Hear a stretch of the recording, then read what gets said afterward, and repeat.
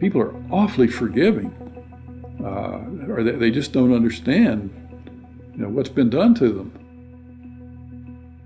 We are at an epochal shift.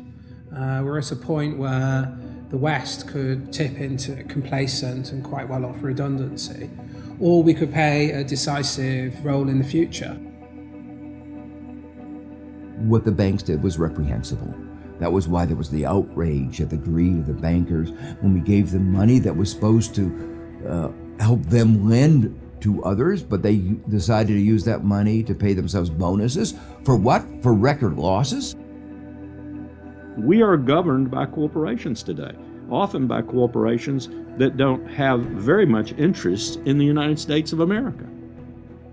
I don't know what happened, man. What happened to the United States? It went so far in the ditch. At what moment did it all go bad? Was it disco? Was it Donna Summer? Is that what killed America?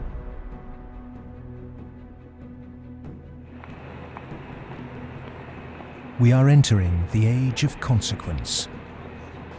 A rapacious financial system, escalating organized violence, abject poverty for billions, and the looming environmental fallout are all converging at a time when governments, religion, and mainstream economists have stalled.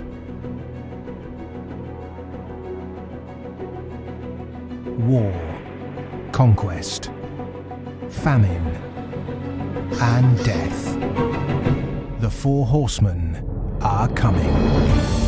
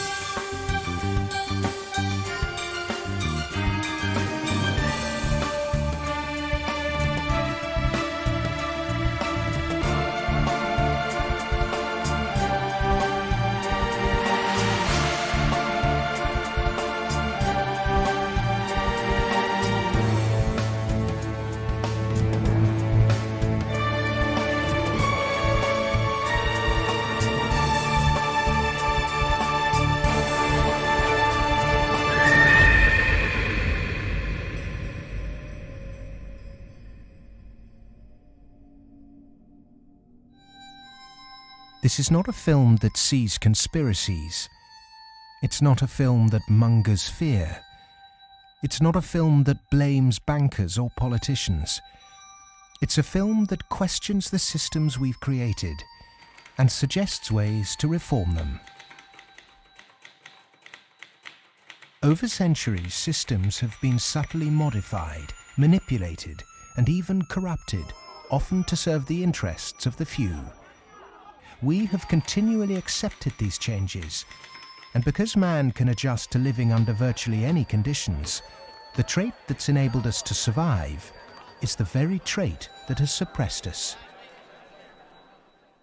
Most societies have an elite, and elite tries to stay in power. And the ways they stay in power is not merely by controlling the means of production, to be Marxist, i.e. controlling the money, but by controlling the cognitive map, the way we think. And what really matters in that respect is not so much what is actually said in public, but is what is left undebated, unsaid. For centuries, gatekeepers have manipulated our cognitive map. But in 1989, a computer scientist by the name of Tim Berners-Lee implemented the first successful communication between an HTTP client and server. The World Wide Web was born. It has since unleashed a tsunami of instantly accessible, freely available information. Just as Gutenberg's printing press wrestled control of the cognitive map away from an ecclesiastical and royal elite, today the internet is beginning to change governments, finance, and the media. We are at the cusp of change. But to enact it, we must first understand the things that have been left unsaid for so long. To do that, we need context from people who speak the truth in the face of collective delusion. Because to understand something, is to be liberated from it.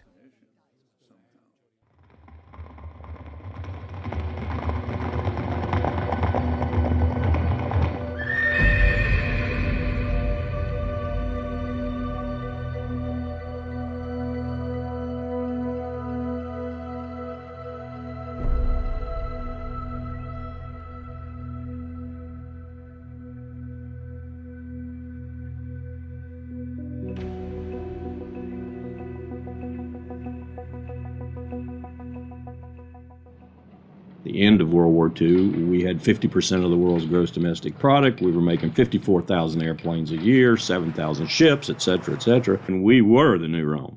And we recognized it and devised a power management scheme in the 1947 National Security Act to, we thought, manage it. And it worked fairly well during the Cold War.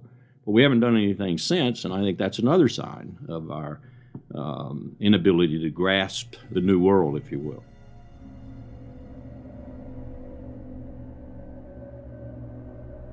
Empires do not begin or end on a certain date, but they do end, and the West has not yet come to terms with its fading supremacy. At the end of every empire, under the guise of renewal, tribes, armies, and organizations appear and devour the heritage of the former superpower, often from within. In his essay, The Fate of Empires, the soldier, diplomat, and traveller Lieutenant General Sir John Glubb analysed the life cycle of empires. He found remarkable similarities between them all.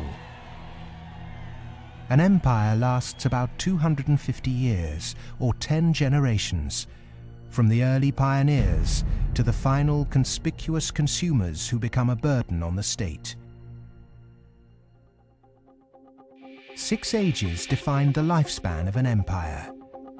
The age of pioneers, the age of conquests, the age of commerce, the age of affluence, the age of intellect, ending with bread and circuses in the age of decadence.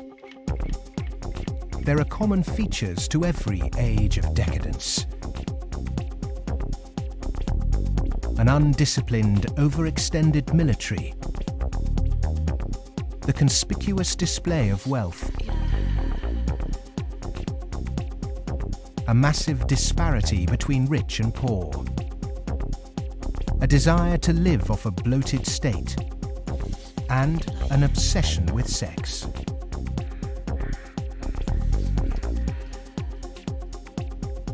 But perhaps the most notorious trait of all is the debasement of the currency.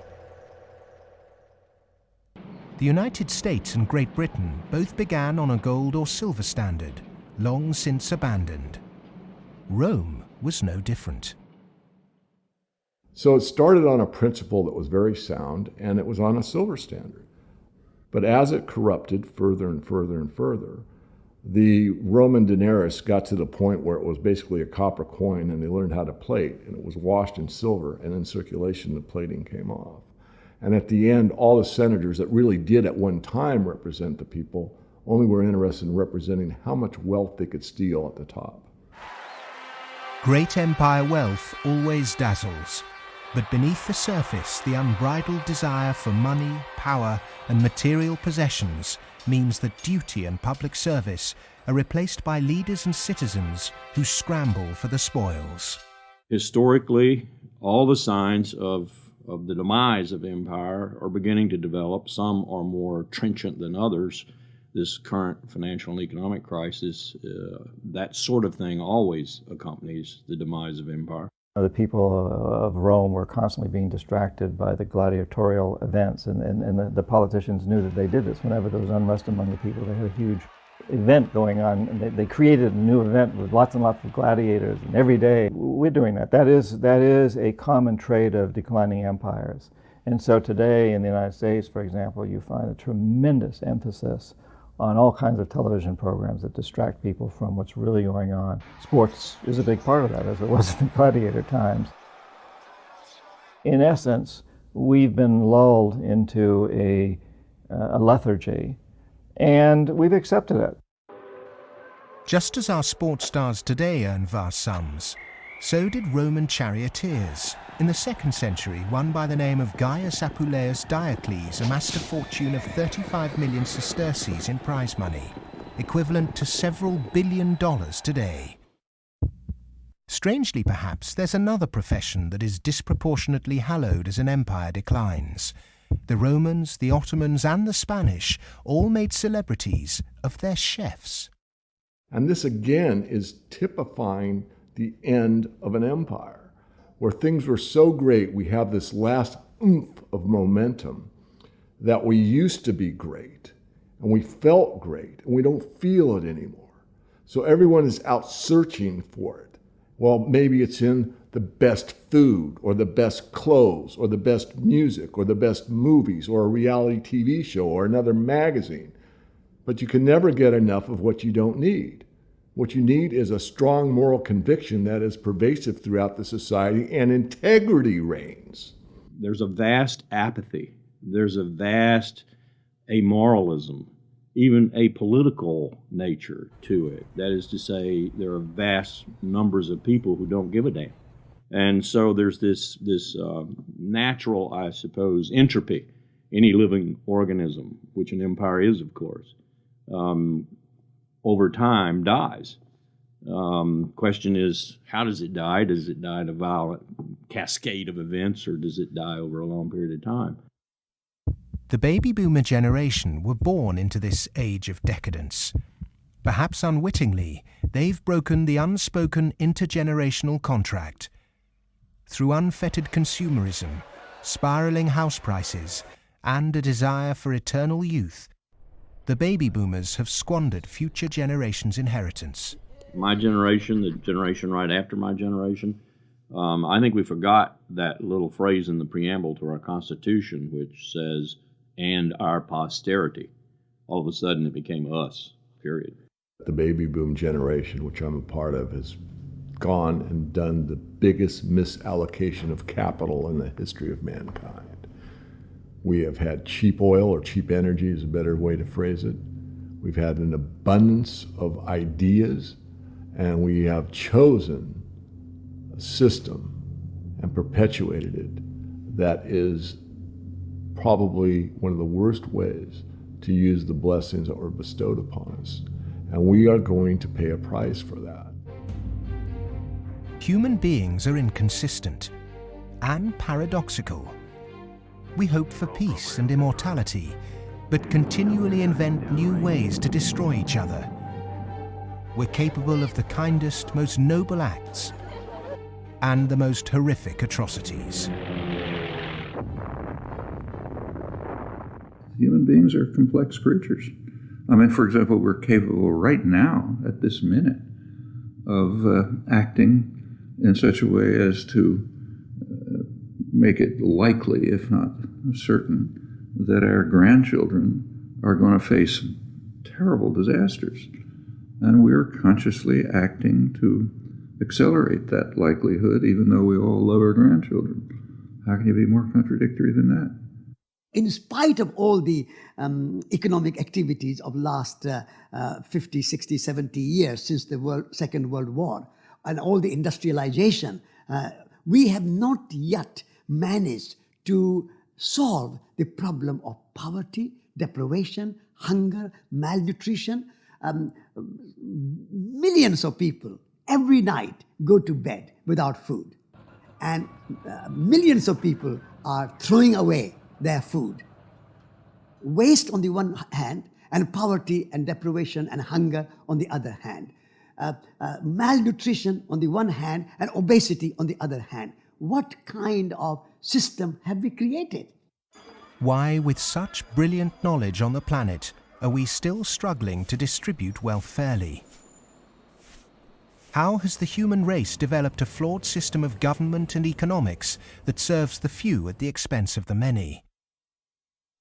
And with such poverty in an age of plenty, why have we not had the will to change such a vicious social structure? Greed is the fundamental kind of ingredients for the immoral economy. The problem is not that there's not enough in the world. People say that there's a poverty, we have to create more wealth. There's enough in the world for everybody's need, as Mahatma Gandhi said, but not for anybody's greed. But is it just greed, or does it go deeper than that? Is the problem systemic?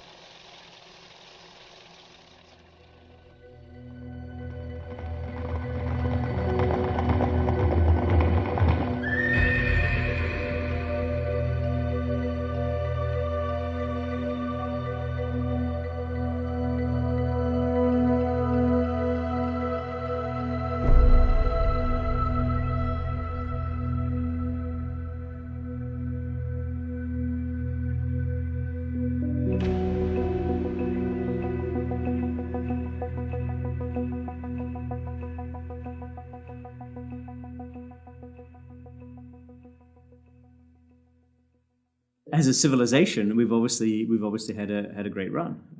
We've done very well. We had the Industrial Revolution. We survived that. We built a lot of modern military technology. We've survived that so far. We built a banking system, and we're still struggling with that part of it. But we've had a good run. It's kind of like when I was working on Wall Street for 7 years. I had the experience some people would have. Let's say working at a meat processing plant, they become vegetarian. You work on Wall Street and you see how these banks like Goldman, JP Morgan, these other banks make money. When you see money, it kind of makes you sick. Well, I think if the people knew what the banking system is up to, as Henry Ford said, there would be a revolution tomorrow morning. The fact is most people think that what a bank does is lend you money that someone else has put in the bank previously. But what a bank actually does, what a commercial bank does, is to create money from nothing and then lend it to you at interest. If I do that, if I manufacture money in my own home, it's called counterfeiting. If an accountant creates money out of nothing in the company accounts, it's called cooking the books.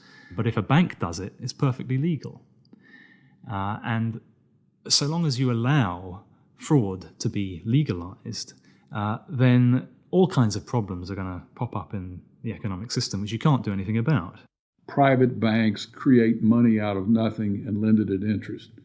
Now, that sounds absurd. When I teach sophomores, about money and banking and how banks, they never believe it. And so you have to go through it again and again. Yes, banks really do create money. They really do. Here's how it happens. And it's absurd, and they're right to doubt that could possibly be what's really going on. But it is. Now, if the banking lobby is very strong, they're going to say, well, we don't want to change the system. We're making so much money out of it. What we have to do is, A, try and convince the people that it's their fault, that their wage claims are too high, and that's why we're having lots of inflation, or people are speculating on housing, and that's why house prices are going up. What they're not going to say is that this is happening because banks are creating money out of nothing and pumping it into the system, and that's why prices are going up. But how is it that we've ended up with a system in which banks have the power to create money? Since 1971, when President Nixon took the United States off what was left of the gold standard, the world has operated under a system of money known as fiat. The dollar, the pound, the euro are all government fiat currencies. Fiat is a Latin word meaning let it be so. It is the law that this government currency be money. Indeed, without that legal enforcement and the fact that we must pay taxes with this money, that dollar bill or that computer digit that represents a dollar would be pretty much meaningless. Only the government has the power to issue fiat money, but banks can create it through lending. Over the last 40 years, since this system of fiat money became the global norm, the supply of money has grown exponentially. In fact, we've seen the greatest growth in the supply of money in history. But who benefits? Of course, those that have the power to issue money, governments and banks. Then, those companies and individuals that get this money early. They can spend it before the prices of the things they want to buy have risen to reflect the new money in circulation. In other words, they get services, products or assets cheap. But prices soon rise, So holders of assets such as houses or shares will then see gains without there necessarily being any improvements to the company or house in question. Often this can lead to speculative bubbles. But what about those at the bottom of the pyramid? Those on fixed wages or incomes, those who live in remote areas, or those with savings? By the time this newly created money has filtered down to them, the prices of the things they want to buy have increased. Their savings buy them less, however, and their wages remain largely unchanged. In some cases, they have to take on debt just to be able to afford the things they were previously able to buy, which means they have to go back to the banks. In reality, this process of creating money only redistributes wealth from the bottom to the top of the pyramid, and thus that ever-increasing gulf between rich and poor gets bigger and bigger and bigger. Well, when you get off the gold standard and you go into a fiat money currency, combined with a fractional reserve banking system, you end up compounding debt faster than you can ever possibly produce to support that debt. So eventually you're going to find yourself back into debt slavery. And that's what's happened in the U.S. For every dollar of GDP, for example, in the U.S., it also creates something like $5.50 worth of debt. Because this is what happens when our economy flips over and basically capsizes. And of course, the government solution now to address all the problems is basically to create more debt. You can never get enough of a currency that doesn't work. You can print it till kingdom comes, but you can't print wealth, and you can't get yourself out of debt by making more debt. If you could print wealth, Zimbabwe would be the largest, most prosperous country on the planet. We all know it doesn't work. Of the money in the world today, 97% of it is debt. The French philosopher Voltaire once said, "All paper money eventually returns to its intrinsic value, zero." For 3 generations, the world watched the fight between capitalism and communism. But in the 1980s, the Russian economy started to collapse. The Soviet Union capitulated, and so-called capitalism reigned supreme.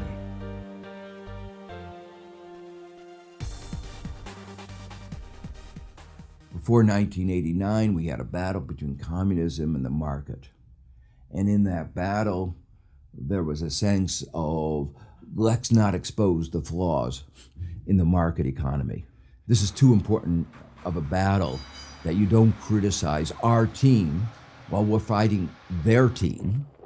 And their team, associated with authoritarianism, with a failure to deliver well-being to their society, it was very clear that if you had to choose between these two, which was better? Communism failed first for various reasons.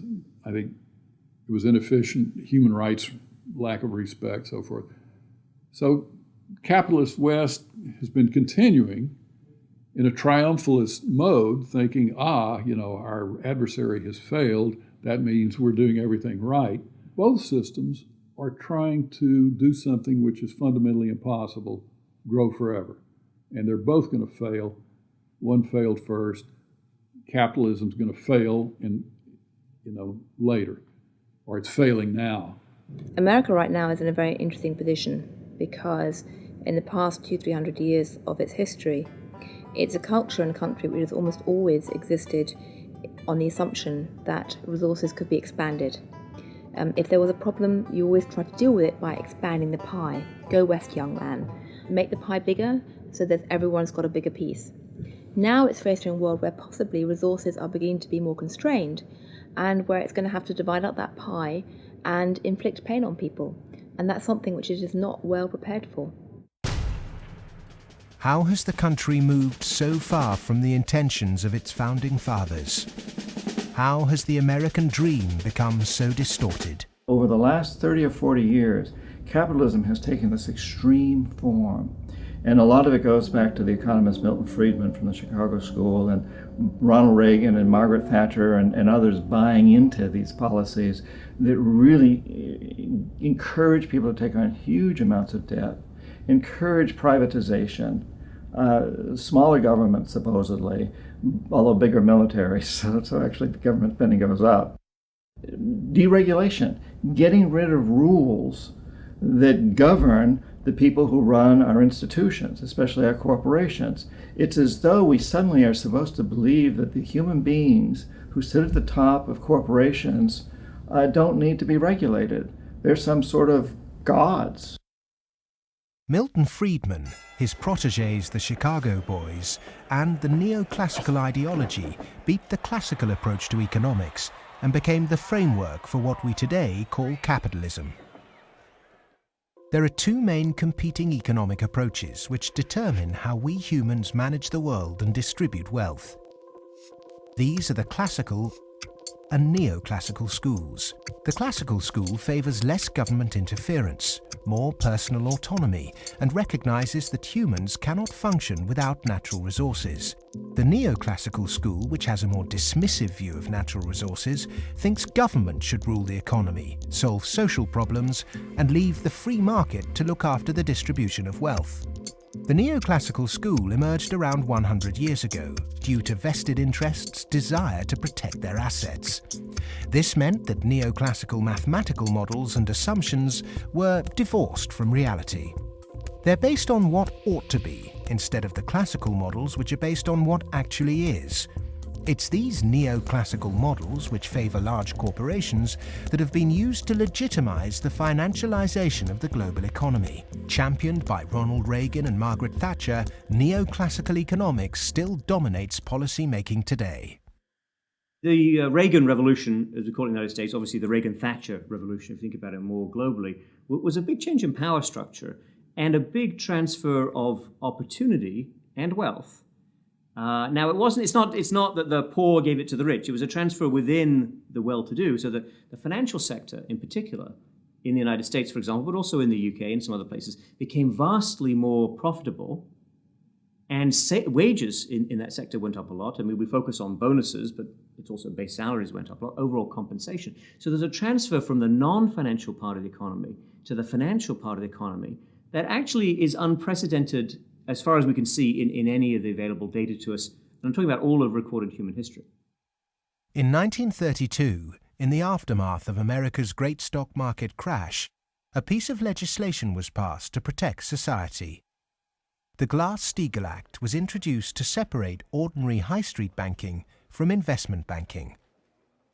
67 years later, in 1999, under the influence of Treasury Secretary Larry Summers and his predecessor Robert Rubin, President Bill Clinton repealed the Glass-Steagall Act. Once again, banks could take ordinary depositors' money and speculate with it on virtually anything they liked. Wall Street has become a very particular type of casino. And it's unfortunately not the kind of casino they have in Las Vegas, which is, perfectly legitimate form of entertainment. It is a casino that has massive negative repercussions on the rest of society. So it's not just losing your money on a few wild nights.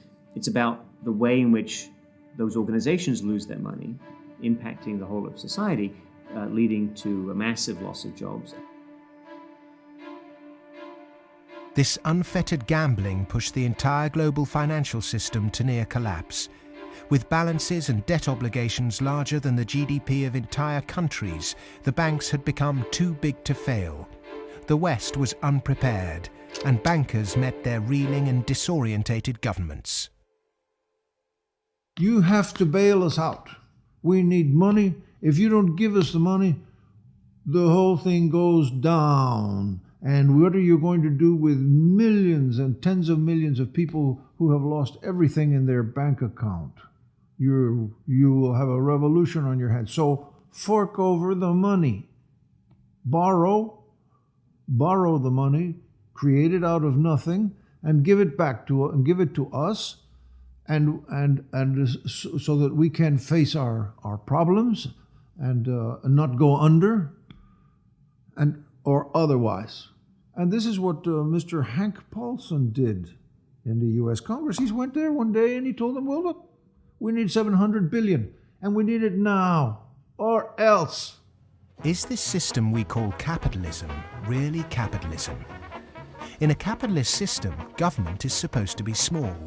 But today the state is more bloated and invasive than it's ever been. Individuals and companies are supposed to operate in a free market. Good enterprise is rewarded with profit and flawed enterprise with failure. But during the 2008 banking crisis, the people saw the Western economic system divided in a way they were told could never happen. Socialism for the rich, capitalism for the poor. And in America, for example, the banks that got in trouble got bailed out by the government. That's socialism. And people are arguing against socialism in America, and yet it's probably the most socialist country in the world right now.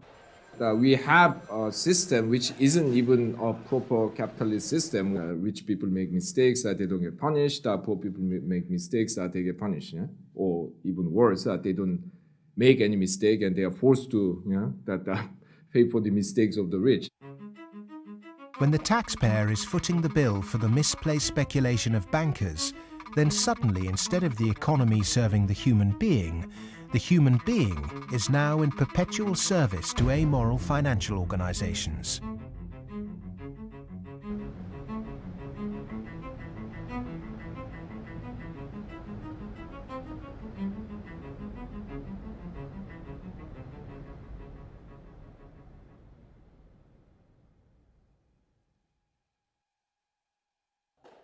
It was the head of the Federal Reserve Bank, Alan Greenspan, who after 9/11 slashed interest rates to encourage lending. Bankers needed new participants to keep cash flowing into a system that had become a global pyramid scheme. All this newly created money entered the housing market and created unprecedented inflation. House prices rose and rose. New mothers were forced back into the workplace to service huge home loans, and the Anglo-American dream became all about land speculation. The housing market in the West isn't about ownership. The housing market in the West, because it's the only way ordinary people can get ahead, and ordinary people can't get ahead but by wages. What we've created is a mass bubble economics around housing. As that sucks in a huge amount of capital, takes capital for genuine innovations in the economy, and puts it into a speculative use that has no genuine productive outcome. It's interesting, if you talk to people in Germany, for example, they don't see a connection between owning a piece of property and being inclined towards being democratic. There's lots of people who rent their housing there, and they're perfectly comfortable with that arrangement. But it is true that in somewhat different contexts, both Mr. Reagan and Mrs. Thatcher pushed for more people to own housing. And actually, this is part of the problem, because if you push people to buy housing before they're ready, and if you push very dubious loans on them, and they don't understand what they get themselves into, you can have huge adverse repercussions, exactly what led to, in part, the subprime housing crisis in the United States. That's not anything to do with democracy, that's just a bad economic idea. The breakthrough that occurred around the year 2000 in the United States was when bankers found out that the poor are honest. And they realized that if you're poor, if you're not rich, you have a different set of values. And you think that a debt is a debt, and it's something that has to be paid. And that people will try to pay the debts that they're stuck with, even if the debts are not valid, even if the debts are much more than they expected, even if they really can't pay the debts. The lending and banking institutions, when they drew up contracts with interest rates, with flexible interest rates, I think they knew in the beginning that these problems were going to come back later on, where folks weren't going to be able to afford the mortgages as the interest rates increased. It put a lot of people in situations where they were taking food out of refrigerators, taking kids out of higher education. They're not able to afford college anymore. And it is making a really, really bad situation worse. The banks engaged in what was a criminal conspiracy to charge more to the blacks and Hispanics. The banks got together, backed the Bush administration to block the state prosecutions of racial lending in order to exploit and charge more to the minorities. These are loans which were made by one of the major lenders in the city and in this country, Wells Fargo, in which Wells Fargo targeted minority communities in the city, put borrowers into loans that they could not afford, put borrowers into loans that were of the subprime variety, therefore more expensive and less advantageous to the borrowers. Hiding predatory lending practices in the small print of complex financial products was only ever going to enrich one set of interests. Many of the communities in which African Americans live in the city were establishing momentum. There was development activity that was occurring. We were seeing signs of vitality in many of these communities, and the results of the Wells Fargo foreclosures and the subprime lending practices of that lender and others has significantly impaired that progress and brought it to a halt. They're not worrying about, they don't come in the heart of it. Like you in the heart of it, so you see. They don't really see the struggle if they don't come in the heart of it. They see the outside of it. That's like looking at the cover of a book and seeing the outside of a book, but if you don't go inside the book, then you'll never know what the book about. So they're not worrying about nobody else but themselves. And I think it's wrong, because if they come in the heart of it and they see it, they'll be willing to help. What happened in Baltimore is just one example of what is happening all around the world. One way to frame this injustice is by branding it a race issue. But when we look really closely, we can see that there is something at play here that transcends race: profit. Not an accident, for instance, that we had the deregulation in our financial industry that was such a disaster. The lobbyists of the finance industry amount to 5 per congressperson.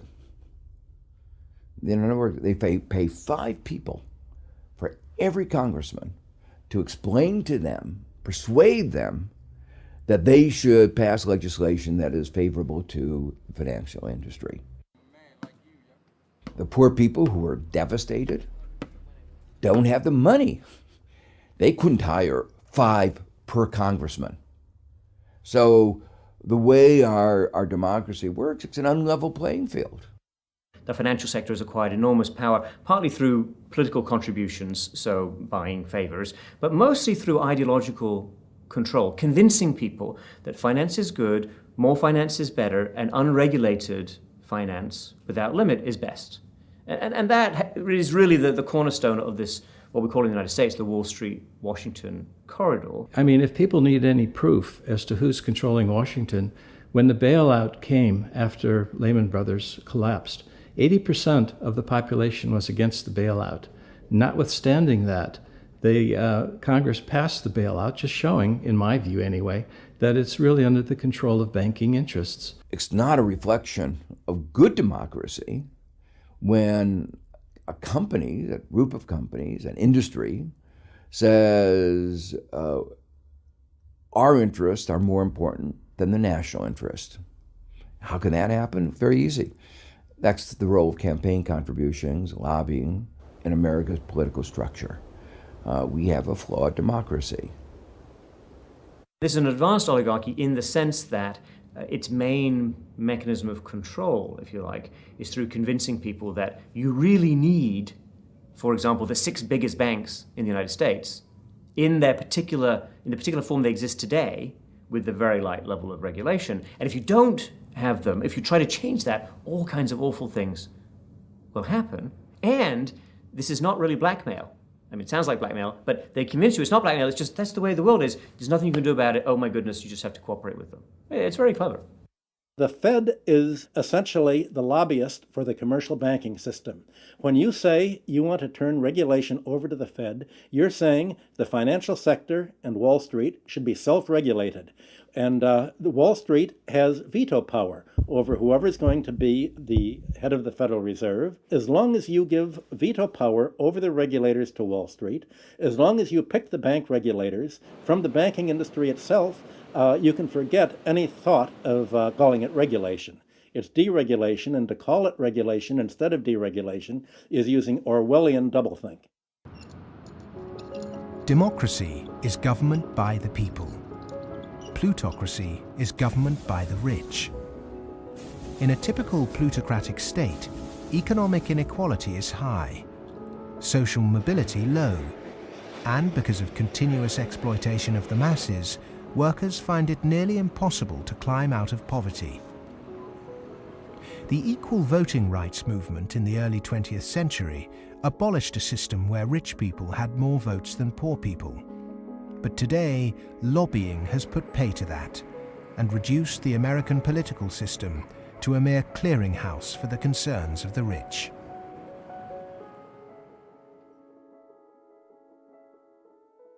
The Goldman Sachs machine is one of using profits to buy influence in Washington to change laws to make it easier to make money on Wall Street to be used to buy influence in Washington. So it's a self-reinforcing malfeasance machine that is continuing to grow as a parasite in the economy and continuing to kill the host.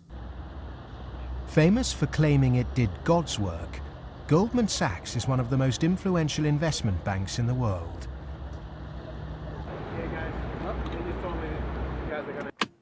Its alumni often occupy positions of great influence in governments and central banks.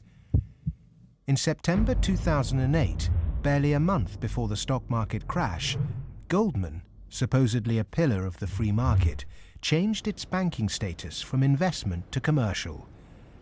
This meant it was now eligible for state protection. Socialism for the rich, right there. Goldman Sachs are extremely efficient at what they do. Their task is to make money. They make bank robbers like Willie Sutton look like modest amateurs. They're huge bank robbers, but it's legal. The system is set up so that they can do it. In the recent years, they've been selling securities put together from mortgages that they knew were worthless. So they're selling these things to unwitting consumers, making a ton of money on it. Meanwhile, they're betting that they're going to fail because they know that what they're peddling is rotten. So they placed bets with it's called credit default swaps and other things with a huge insurance company, AIG, and that was insuring Goldman Sachs against the failure of the stuff they're peddling. During America's subprime collapse, Goldman traders Michael Swenson and Josh Birnbaum made a $4 billion profit by short-selling junk mortgages. Backed by Dan Sparks, internally Goldman Sachs called their position the Big Short and bet against their own clients. Senator Carl Levin called Goldman Sachs chief executive Lloyd Blankfein to a Senate subcommittee to testify under oath. Much has been said about the supposedly massive short Goldman Sachs had on the U.S. housing market. The fact is, we were not consistently or significantly net short the market in residential mortgage-related products in 2007 and 2008. We didn't have a massive short against the housing market, and we certainly did not bet against our clients. Riding the Big Short in 2007 made billions of dollars for Goldman. And so far, they've got away scot-free with this massive heist. So they're now back bigger than before, richer than before, biggest profits they've had in history, huge bonuses. They're doing great. A lot of what they're doing has, in fact, probably maybe all of it, has almost nothing to do with the benefit of the economy. Can there be any objection to genuinely talented people earning big money if they bring something new and tangible to the world? If they take great personal risks with their own money and actually bring greater prosperity for all? In a free market, if I have a brilliant idea that I can run an automobile on grass clippings, as an example, and I produce that car, my motivation might be to make money. But if the market says, my goodness, this is the greatest automobile ever invented by mankind, and I make $1 billion, I've not only served myself, but I have served everyone else that needs transportation. And that is the brilliance of a free market, is that paradox that you can serve yourself and simultaneously serve others. And that's what it's all about. But how many of the general public have achieved greater prosperity through a banker's bonus? It was against the holy backdrop of St. Paul's Cathedral in London that Goldman Sachs vice chairman and mouthpiece Lord Griffiths gave insight into how certain bankers really think. The devoted Christian defended extortionate bonuses. I'm not a person of despair, I'm a person of hope. And I think that we have to tolerate the inequality as a way to achieving greater prosperity and opportunity for all. The fundamental Christian view, and I would say of Islam as well, and certainly of Judaism, is that wealth is to be shared. money has to be shared. You can't take it with you. And from that develops a whole lot of stuff about justice and the economy and so on. And we've lost that, and instead we've got people accumulating more and more. And I just think it's disgusting that people have lost their homes, they lost their jobs, they can't pay their mortgages from bankers who made a big mistake and then paid enormous bonuses. I'm sorry, that is simply wrong. And I can't understand why we are not more vociferous about that. When rich people tell you that they specifically have to be rich through these egregious rip-off mechanisms, that's just self-serving propaganda and it should be disregarded. It is true that when you organize human society, some people get ahead and some people struggle. That's a natural mechanism. But saying, oh, we've got to have inequality, therefore Goldman Sachs must be organized along the following lines, that's a complete non sequitur. At what juncture, at what point does morality enter into the economic calculus? In a way, many people think that Adam Smith gave us a free pass, a way not to think about morality. Because what Adam Smith said was that individuals in the pursuit of their self-interest are led as if by an invisible hand to the general well-being of society. Now let me make it clear, Adam Smith didn't really say that. That is to say, Adam Smith was very much aware that businesses, when they got together, conspired against the public interest, raised prices. He was aware of monopoly. He was aware of the importance of education that the private sector couldn't provide. So he himself was aware of all the limitations, but his latter-day descendants have forgotten all those caveats. Adam Smith was the godfather of classical economics, but since its publication, his work has been used as a political football, financiers twisting his words to suit them. Lord Griffiths advocates ruthless individualism to push this idea that if bankers get rich, then we get rich too, through a process known as trickle-down economics, or horse and sparrow theory. If you feed the horse enough oats, some will pass through to the road for the sparrows. The idea is that extreme wealth concentrated on a small minority will eventually trickle down to everyone else. But it doesn't work. Because by the time the money reaches the people at the bottom of our money pyramid, it's lost its purchasing power.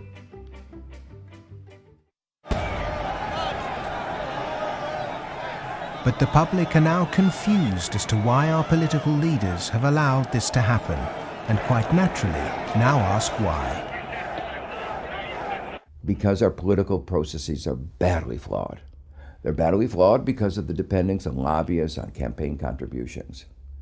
So that's why, my view, and a view I think of a lot of people, is that we have to restructure our political processes to give more voice to the ordinary citizen and less voice to the interest group, to the moneyed groups, to those who have taken such a large role in shaping our tax code, our regulatory regulations, and so forth.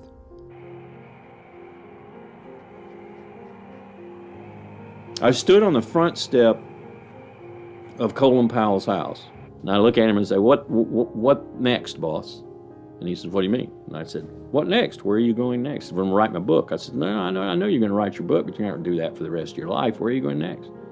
He said, maybe a cabinet position, but first, money. I said, money? He said, yeah, millions. That's the only way you can be a cabinet officer in the American government. Oh, wow. The Democrats and the Republicans are beholden to corporate interests, and until they become unbeholden to those corporate interests, we will never have a well-governed republic.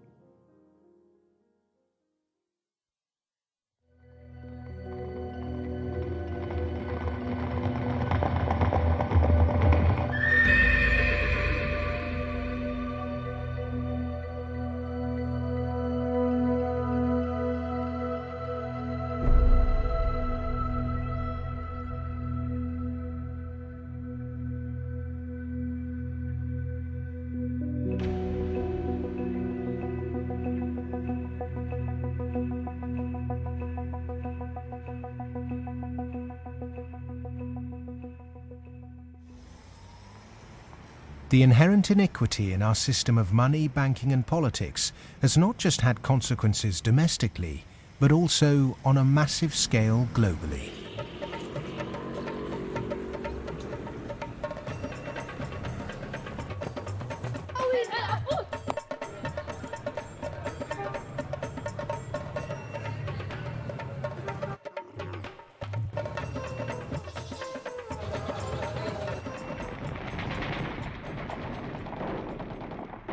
Western leaders have presented their military campaign in Iraq, Afghanistan and Pakistan as a moral obligation. But are there other reasons for it?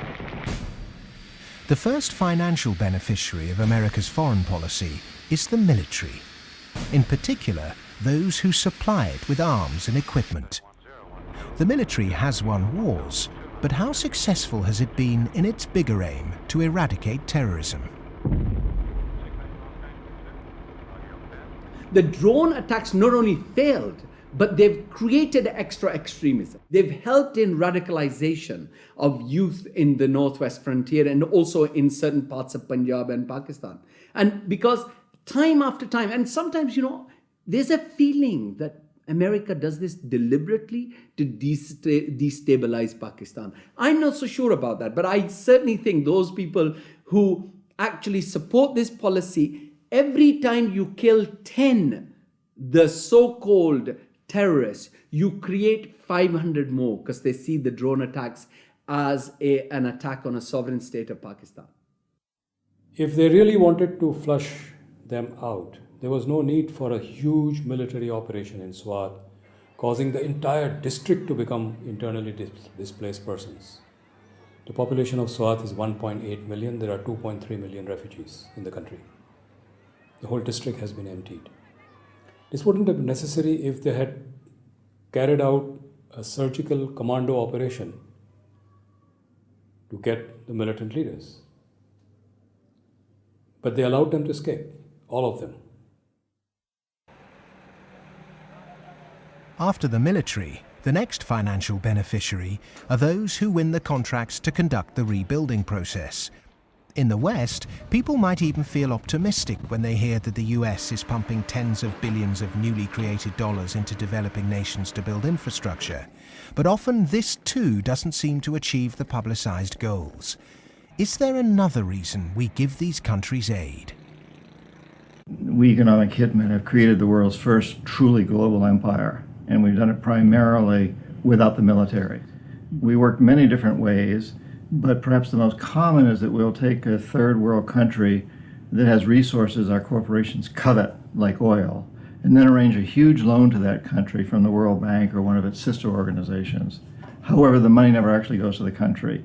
Instead, it goes to our own corporations to build infrastructure projects in that country, power plants, highways, industrial parks, things that benefit a few wealthy families in that country as well as our corporations, but don't help the majority of the people at all.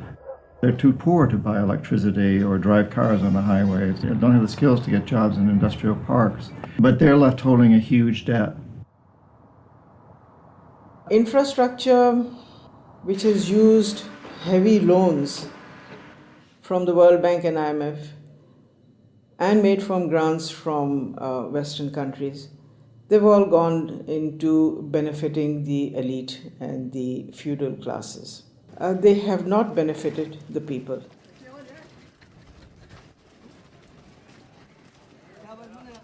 A lot of money goes to these consultants and companies from the West who charge huge amounts of money, and actually the real money on projects and on ordinary people is very limited. The masses have very little already. So those landlords who have the infrastructure and who are going to make money because of the infrastructure that is built through their roads, they will prosper. But the ones who don't have any resources, they've not had jobs, there isn't an economic activity for them in terms of manufacturing goods so they can sell and they can also prosper. When you don't have that, what do? They resort to joining the Taliban because they see the enemy coming in and taking away what little bit they have. President Obama, I understand, wants to invest $7.5 billion in Pakistan's infrastructure to alleviate poverty and, take away all the divisions and all the anti-American sentiment over here.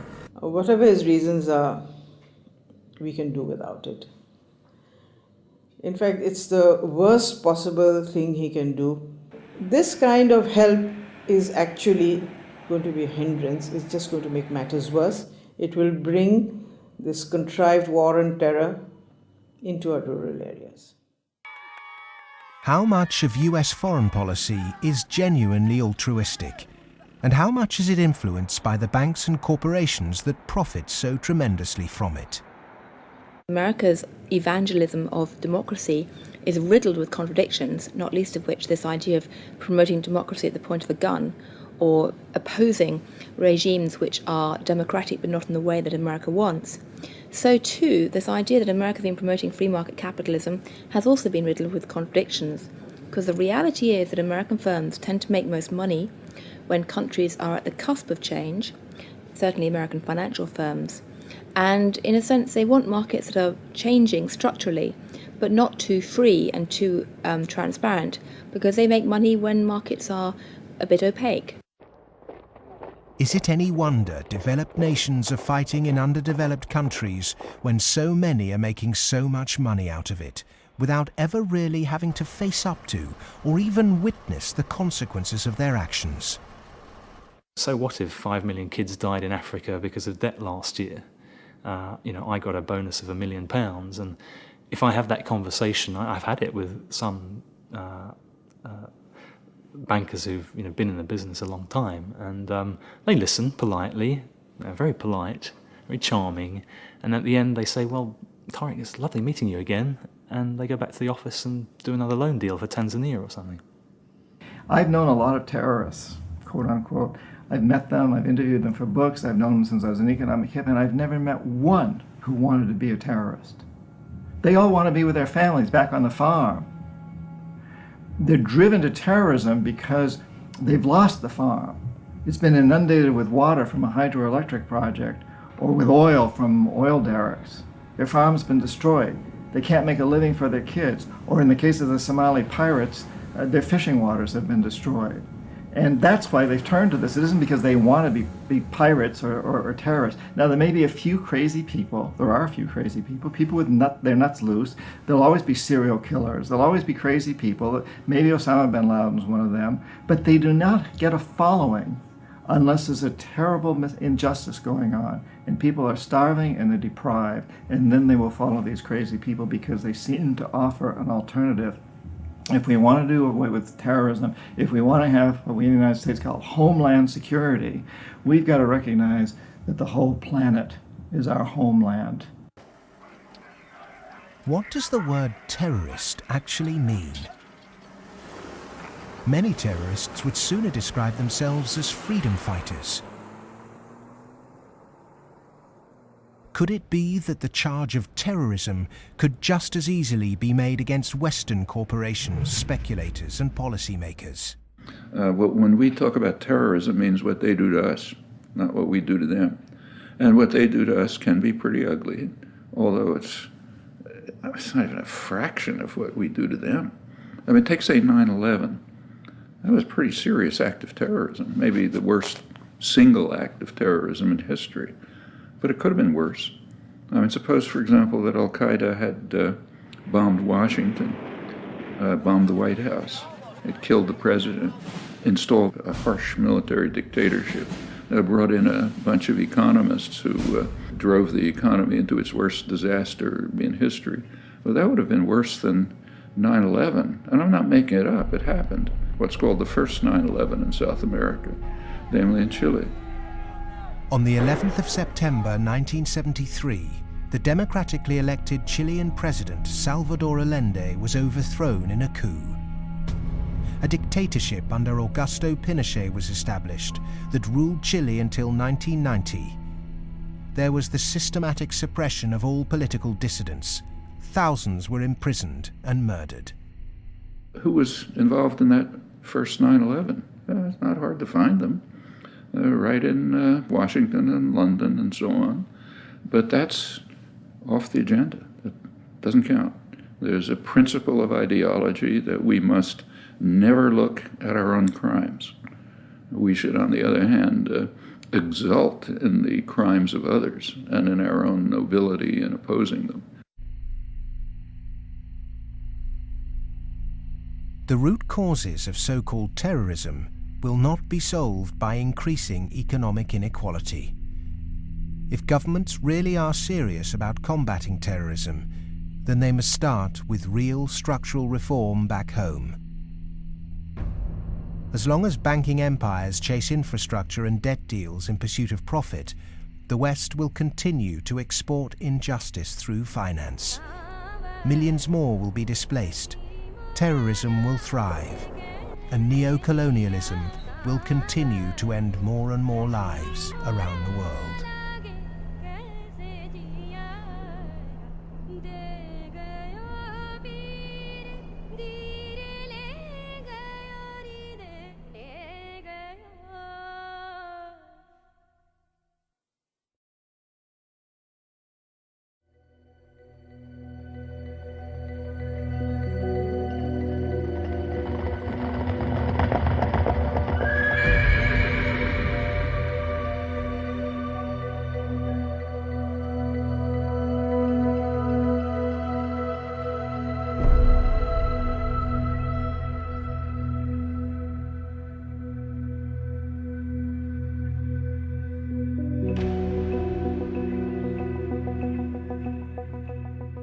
What's happened is that we have moved from a relatively empty world to a relatively full world. That is, empty of us and all of our stuff to now full of us and all of our stuff.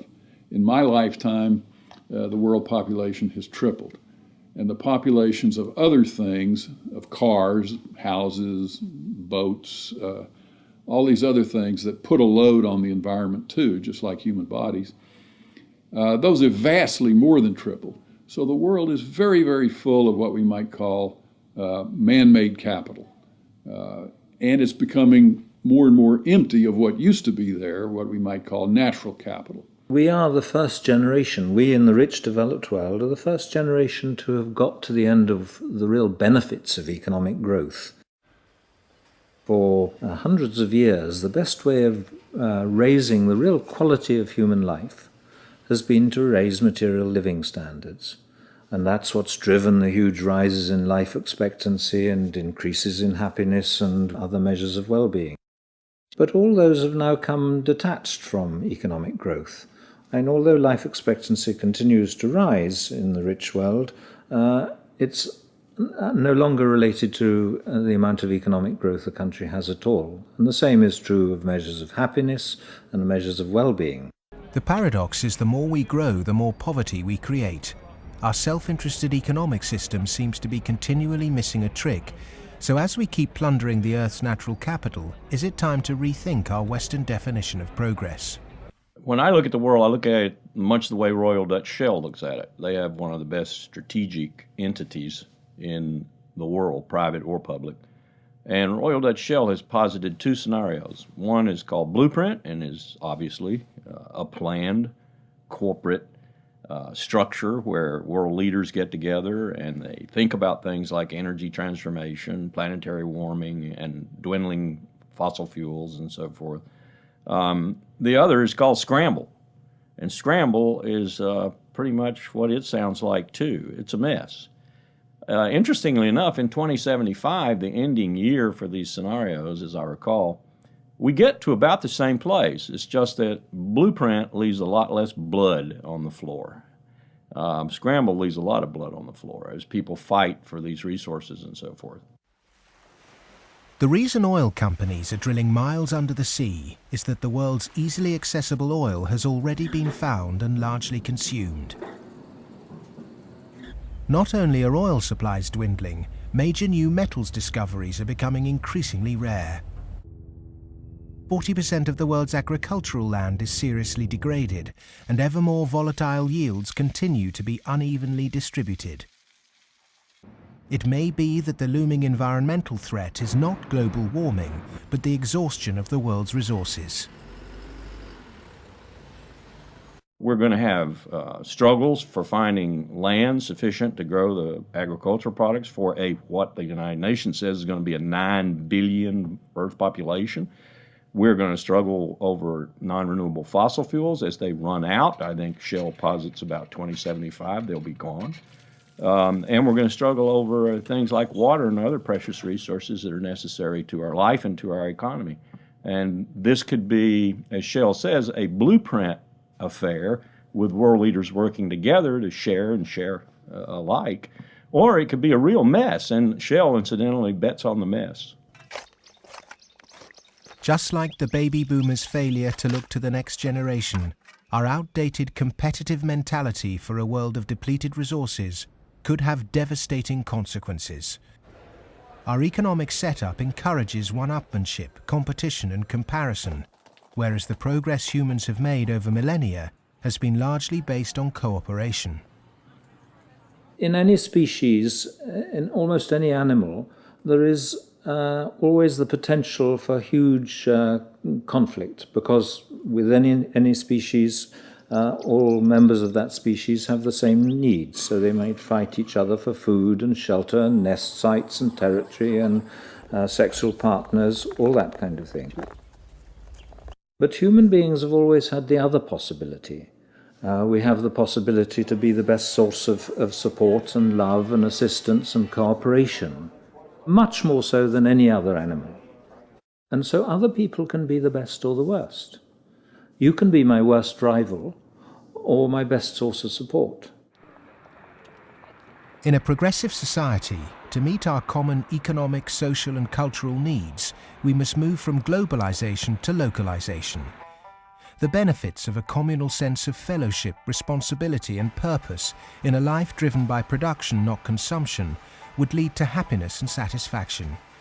Indeed, we must ask, have our modern consumerist lifestyles made us happy? I think if one had been living in the 19th century and somebody had told you that 100 years later people were going to be living in this extraordinary wealth and comfort, with central heating and being able to throw away such a high proportion of our food as we do, we'd imagine that we'd be living in a state of extraordinary social harmony and everything would be rosy. And it's really quite remarkable, the contrast between, if you like, the material success of our societies and the social failure. The growth economy demands that we make consumption a way of life. He who dies with the most toys became the ambition, and retail replaced spiritual satisfaction. Unsurprisingly, sales of antidepressants skyrocketed.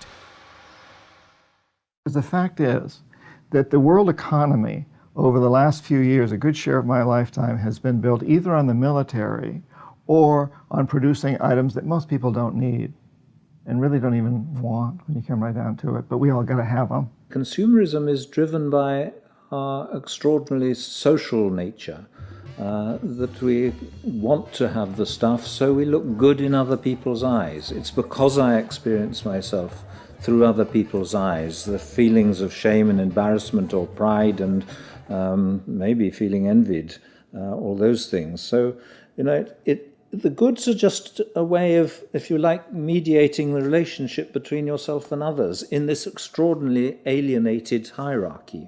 What's really suffered is human relationships, family life, the things that really matter to us. And in the end, the only thing that makes human beings happy isn't money. It's very clear that past a certain level, you only get marginal gains from wealth. What really makes us happy is other people. It's our relationship with other people that's really been damaged by the last 30 years. We trust them less, we have less interaction with them, we bond less than ever before, we marry less and marriages are under more threat than ever before. And all the associations that represent sort of permanent, unconditioned human affection are being eroded or damaged. And that's the real legacy of the last 30 years. And in some sense, we've got to recover and rehumanize our lives. Otherwise, not only will they be nasty, brutish and short, but they'll be lonely. The West is coming to the realization that its human project is failing. The West was so convinced that if you push people to achieve as individuals, the accumulated achievement of individuals would make for a successful society. And what the West is now beginning to realize is that the individual achievement without incorporating the vulnerable community is a myth. The idea was make your own life, be individually aspiring, and then you'll be individually achieving, and then you'll be individually prosperous, and then you'll be individually happy. You end up doing that in a glass jar. And the glass jar has a limited height, and it's encapsulating, and in the end, you die of lack of oxygen. Human beings are alive because they seek attachment and because they're propelled by affection. So the isolated, achieving individual in the end implodes. In order to find a purpose in life, it has to be outside yourself. It matters not how you construct it outside yourself, as long as it's a positive value added to society pursued. But it has to be outside yourself. It can't be yourself. If you're pursuing yourself, you're pursuing the abyss, as Nietzsche said. You are going to wind up in the abyss.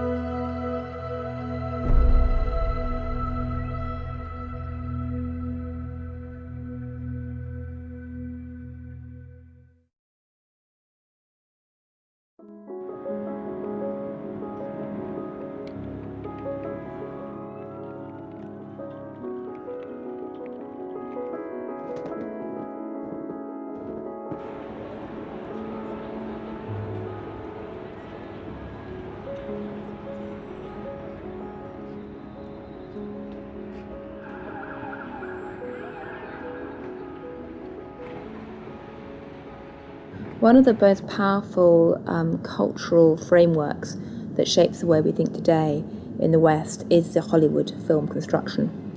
And it follows a particular cultural pattern in that there is a beginning, there is a middle and an end, there is drama, tension, there's resolution, there's usually a goodie and a baddie, and there's usually a story told through the medium of human beings.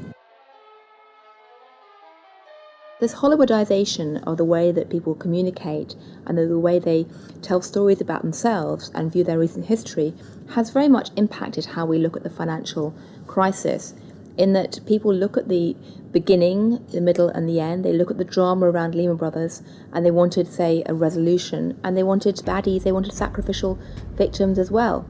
So people have focused on a few individuals.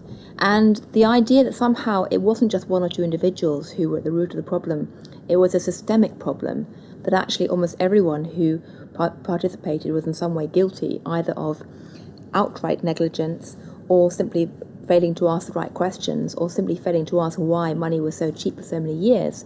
The idea that it was a systemic flaw is something which is very hard for people to grasp and even harder to depict as a good story. Perhaps there is this feeling of helplessness because we don't understand what the real problem actually is. Cleansing a few bad apples will not rectify the flaws at the heart of the Western economic system. A system that should be protecting people is in fact the very thing that's enabling our four horsemen to ride with such vengeance. The modern-day four horsemen: a rapacious financial system, escalating organized violence, abject poverty for billions, and the exhaustion of the Earth's resources, are riding roughshod over those who can least afford it. They gallop unchallenged because the cognitive map that's been put in place by our schools, universities, and our media does not encourage us to question accepted norms. Instead, there is apathy. In a sense, I think we're rather depressed societies. We've got used to the idea that there's nothing that can be done. There is no alternative, that, we're never going to deal with these environmental problems and we live in a dog-eat-dog society and that's it. I think what we have to take away from this is a recognition that most of these problems can be very substantially improved by making our societies more equal, reducing the income differences, and that also helps us to solve the environmental problems. We can reach a society that is qualitatively better for all of us. Well, the apathy is sort of engineered because you don't have any discussion of this in the public media. Hardly by surprise, the public media are owned by the real estate and the financial interests, and they're not going to explain to people the integration between the financial, insurance, and real estate sectors, the FIRE sector. There's this disinformation going on, passing the buck, denying what the real driving factors are. All of these are common strategies. In fact, even in education, you can see that banks have helped to set up universities. They've funded them. They fund think tanks. They have educational foundations. They own newspapers. All of this stuff is going on as a kind of propaganda exercise so that the people don't actually work out what the problem is. You should not assume because you don't have a background in economics or in law that these issues are somehow too complex for you. They're not complex at all. It's very simple. It's about power, and it's about democracy, and you understand that just as well as I do. One source of this disinformation is the Neoclassical school of economics. These economists and academics have been successful in convincing the world that their models were gospel. But just as Gutenberg's printing press was revolutionary in the 16th century, today we're at the dawn of internet enlightenment, which will remove the cloud of ignorance upheld by academic and media gatekeepers. Education can be a form of mass mind control, and it's astonishing that today neoclassical economics continues to be taught in all Ivy League universities. I do get letters from students in economics departments at other universities. They're into some graduate program or something, and they say, oh, John, I just read such and such that you wrote, and this is the kind of thing that interests me. I'm stuck in this program here in which, I can't even talk about any of that. What's your advice? What should I do? What they're teaching you is what you're going to have to oppose, a lot of it. I mean, some of it's useful. But so some of it's useful, go ahead and learn it. And the other reason for learning the rest of it is know your enemy. An individual might not be able to change the system, but they can change themselves. If we're not offered proper education, we must begin our own. And a good place to start is to become reacquainted with the classical economists, and with something that so few question, but that affects us all, our system of money. If the monetary system of the world is not reformed, then we are headed towards the end of industrial civilization. I won't say that we're going to the end of humanity, but it's just going to be an absolute collapse of our world as we have known it, because it cannot function on fiat money. And none of those who are responsible for this want to admit it, but that is the fact. The fiat system of money is a man-made law, and it's been abused. Is there a form of money whose law is not set by man? When you look at natural law and gold, I sort of describe gold as being a natural form of money. All of the gold that's been mined throughout history still exists in its above-ground stock. About the size of 2.5 Olympic swimming pools if you put all that gold together in one place. And the key is that this above ground stock of gold grows by about 1 3/4% per annum, which is approximately equal to New World population growth, and is approximately equal to new wealth creation. So as the net result of this is that you have this very good consistency in gold's purchasing power over long periods of time, because the supply-demand equation is very much in balance. To achieve human liberty, you really need to have sound money, and gold is the only way to do that, because only gold is outside of the control of politicians. With modern man-made monetary processes, a chronic excess of debt has built up at every level of society.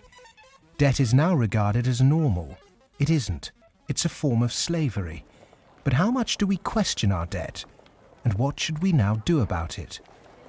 The classic example, most recently, of a debt cancellation was the German economic miracle in 1947.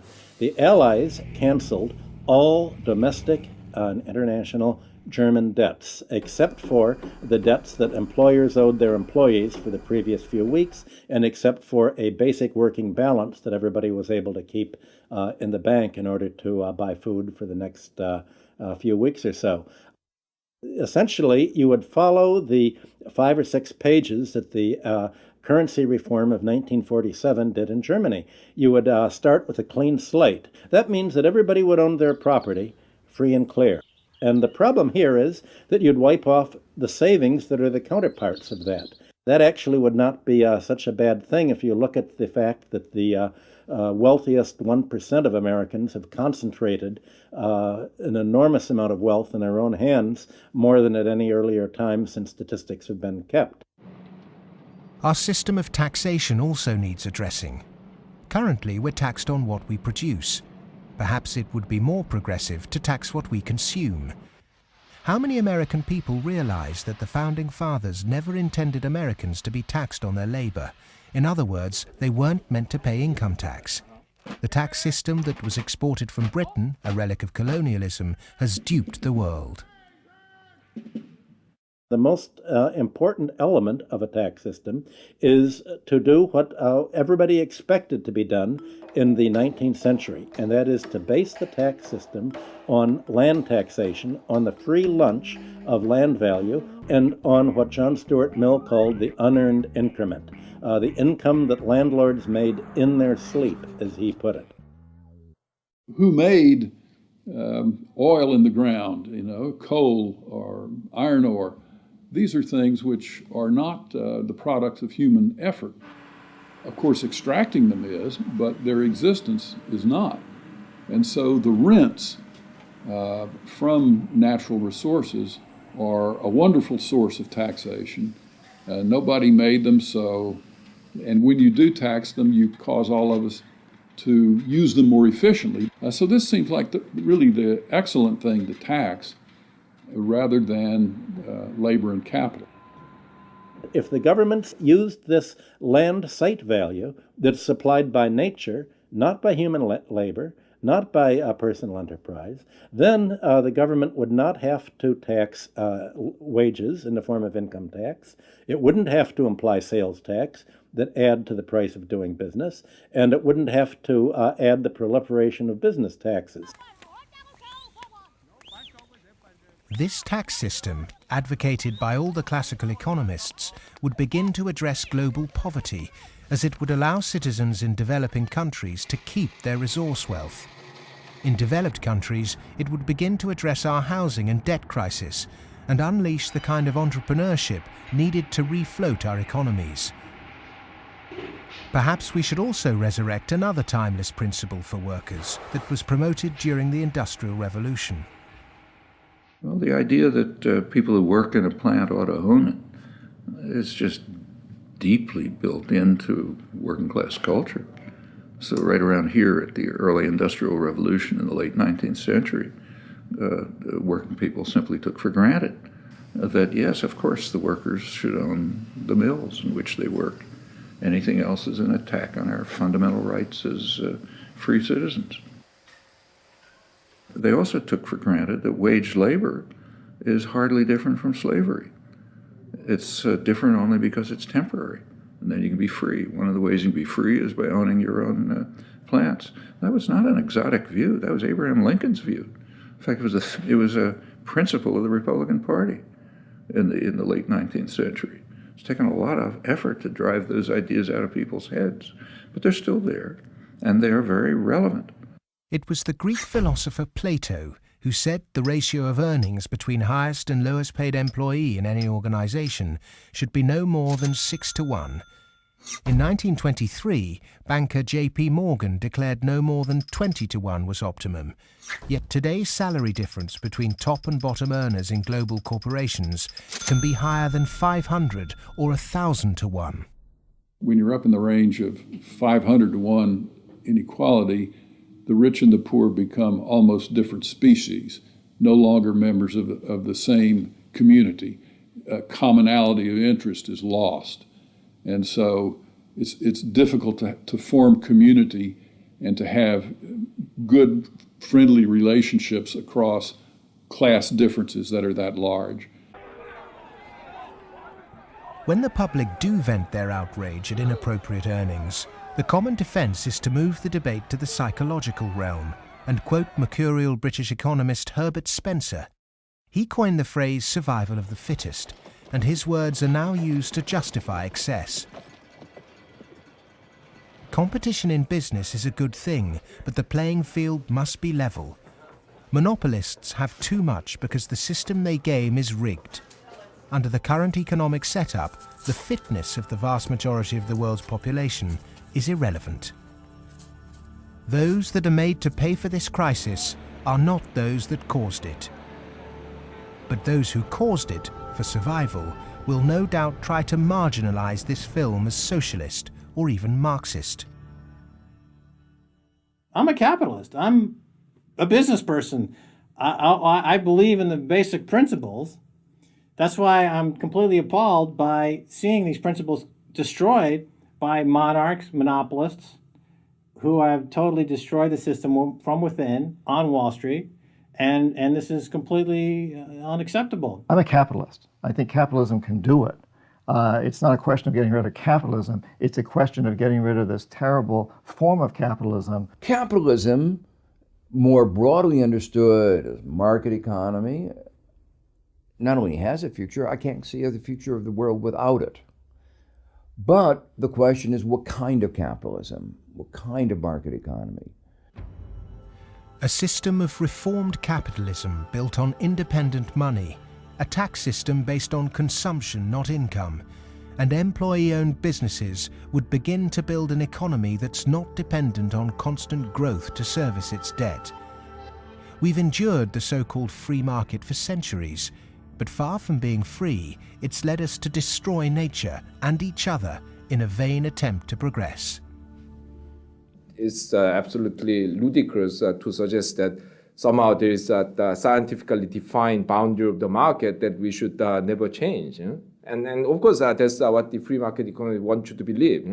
Because once they convince you of that and claim that, on top of that, claim that they have the truth because they are PhDs in economics, then they can tell you whatever they want, and then you'll have to accept it.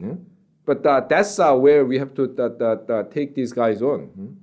Politics is about drawing the boundary of the market. When you think about it, a lot of things have been taken out of the market over the last 2-3 centuries. 2-3 centuries ago, you could buy and sell human beings, child labor, a lot of things that you wouldn't imagine you could buy and sell today. So, over time, we have redrawn this boundary, and there is nothing wrong with redrawing the boundary again.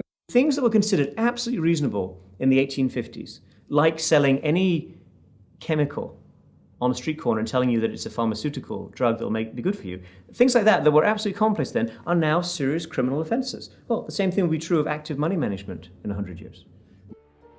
The breakdown we saw in the Great Depression and witnessed again at the beginning of the 21st century occurred because in the name of growth, much was taken out of the system by those who contribute very little. Multinational corporates and banks will always want to grow without having to compensate those people who actually do the work to produce the surplus. In the past, every time too much was taken by those who contributed little, people rose up to halt the violent practices enacted by a tangible enemy. Today, the question is, with such a formless enemy pervading every element of our economic and democratic process, can it be done again? Of course it can be done again. Look, it's a cycle. We're not debt peons, but maybe rats running around a little wheel in somebody's big cage somewhere. The finance rises, finance becomes organized. You make a lot of money in banking. It's easy to go out and buy politicians. But the essence of democracy, the essence of American democracy, is this is a repeated confrontation, a repeated showdown. And in the 1830s, Andrew Jackson beat the second bank in the United States. In the early 1900s, Teddy Roosevelt beat J.P. Morgan and John D. Rockefeller. In the 1930s, Franklin Delano Roosevelt, FDR, beat everyone from Wall Street. And now we have to do it again. the one single thing that makes me optimistic rather than cynical, pessimistic, is my students. First, I do not see the desire to go to Wall Street amongst them. I see the opposite. Second, I see a disdain amongst them for people who are motivated. Not just they don't want money, I see a disdain amongst them for people who do just want money. The crises we face today are created by humans. And what is created by humans can be changed by humans. So we are all capable of transforming our world. Revolutions are philosophical. Getting organized and preventing the culprits camouflaging the real problem means it's possible to embark on a bloodless revolution against the violent organizations and barbaric leaders who've trashed the economy. Central banking, rigged capitalism, land speculation, income tax and neoclassical economics have corporatized democracy, stunted progress, perverted the course of human destiny and compromised the future of this planet. If these issues aren't addressed, then the next implosion will be on a scale unimagined. Whatever the propaganda, at the beginning of the 21st century, central banks' unregulated cheap money pumped up land values, which created an unsustainable asset bubble in a world that once again operates a rigged tax system that enriches entrenched privilege. Neoclassical economics have ruined life for the bottom billions, tempted everyone into intergenerational conflict, and created massive suffering that has no limits. Human beings go mad in crowds and come to their senses slowly and individually. History is littered with examples of people who threw themselves off the yoke of oppression to adopt radical change, only to end up with popular new rulers that maintained the status quo. To really understand something is to be liberated from it. Dedicating oneself to a great cause, taking responsibility, and gaining self-knowledge is the essence of being human.